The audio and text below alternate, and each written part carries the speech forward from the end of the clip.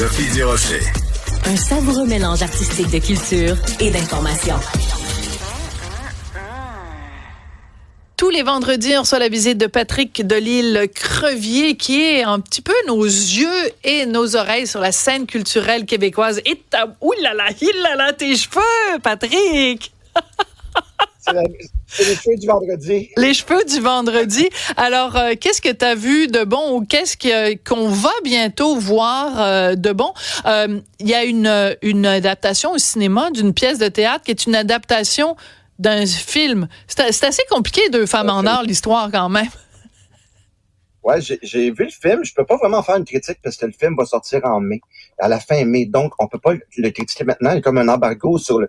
Mais ça m'a quand même amené, en voyant le film, et toujours en ne pouvant pas en parler, à quand même m'interroger à savoir pourquoi est-ce qu'on a fait un autre film sur Deux femmes en or. Et en même temps, on dirait que c'est le propre en ce moment de reprendre. J'ai même entendu parler dernièrement qu'on allait faire une reprise du film Breakfast Club, qui est un de mes classiques d'adolescence, un film de John Hughes.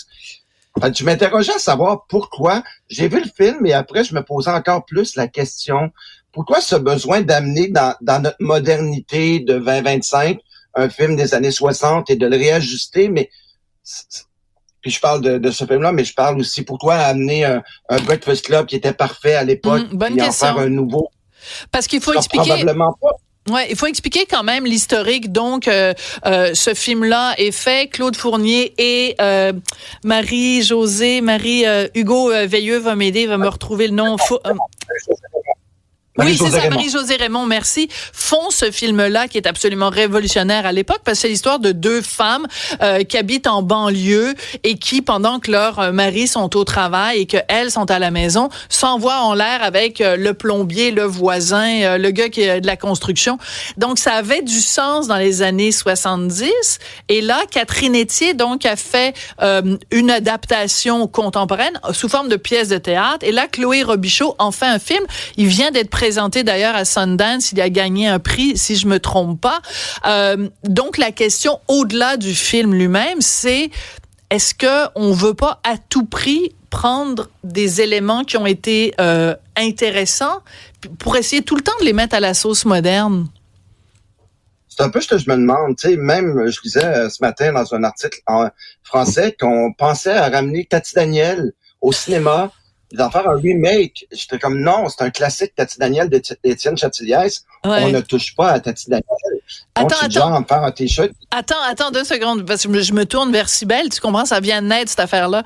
Tati Daniel, ça te dit quelque chose? Pas du tout. OK, alors Tati Daniel, c'est un film, c'est genre la grand-mère, mais insupportable. Voilà, la mémé, la vraiment désagréable, la marâtre horrible. Mais moi, je verrais bien, au contraire, un remake de Tati Daniel avec une comédienne contemporaine, parce que, tu sais, des vieilles mémées désagréables, c'est intemporel, là. Moi, ce que je te dirais, c'est que je suis d'accord pour ramener Tati Daniel. Mais pas ramener le même film. Poussons Tati Daniel en 2025. Ouais. Et là, il y a une question, c'est intéressant de voir une dame âgée en 2025 ça serait intéressant. Mais de ramener Tati Daniel pour refaire exactement les mêmes blagues, le même scénario à la sauce 2025, je ne vois pas ce que ça amènerait. Faudrait prendre Daniel Prou. On va s'en parler.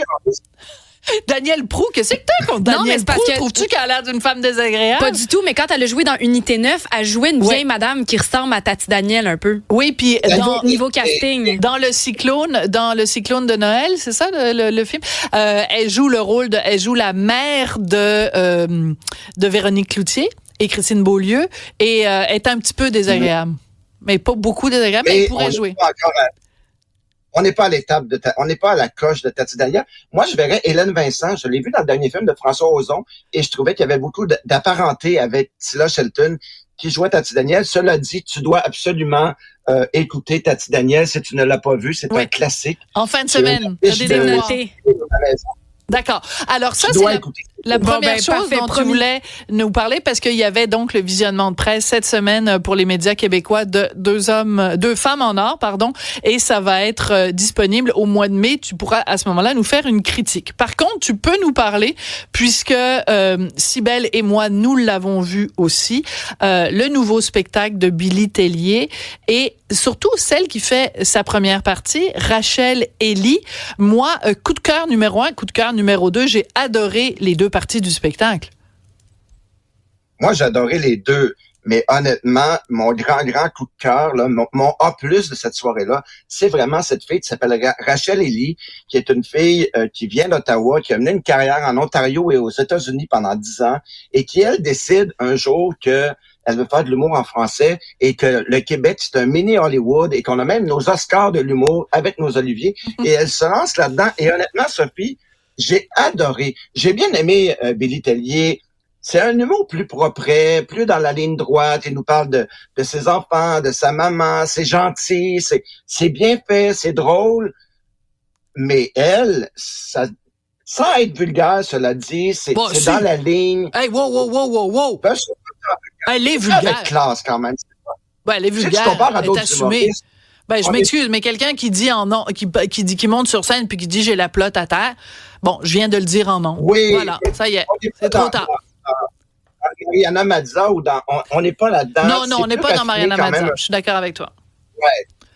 Donc, j'ai adoré cette fille-là au point où je lui ai écrit, c'est quand ton prochain show, je vais y aller parce que c'est vraiment, je veux voir un peu plus.